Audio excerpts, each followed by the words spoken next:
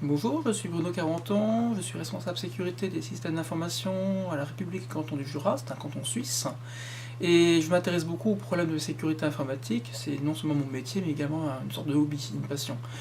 Aujourd'hui, je vais vous parler, donc en présence de Jérôme Bondu, de différents aspects liés à la sécurité que vous ne connaissez pas forcément. Ce sont des problèmes notamment liés aux choses que les constructeurs vont implémenter ou mettre en place sans que vous le sachiez, pour pouvoir faire différentes vérifications et autres.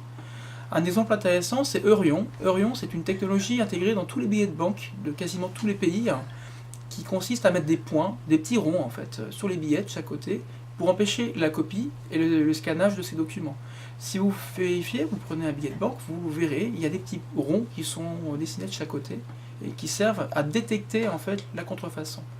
On trouve des systèmes équivalents pour retracer les numéros de série, éventuellement des imprimantes. Lorsque vous imprimez sur imprimante laser couleur, ce sont les services secrets américains qui ont implémenté ce système-là.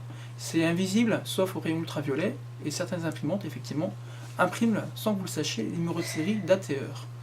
Un certain nombre de points également sont implémentés par les constructeurs au niveau des cartes mémoire que vous achetez dans le commerce, les cartes mémoire dites Secure Digital.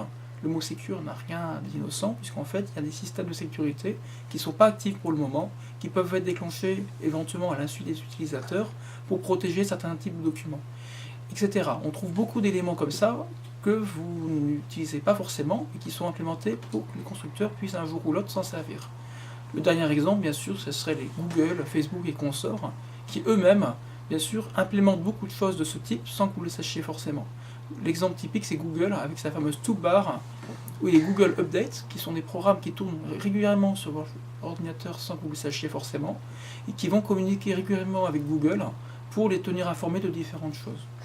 Voilà, c'est ce que j'avais à dire aujourd'hui. C'est toujours un petit peu paranoïaque si on entend le discours, mais c'est réellement là. Ce sont des choses de la vie courante qui sont réellement implémentées.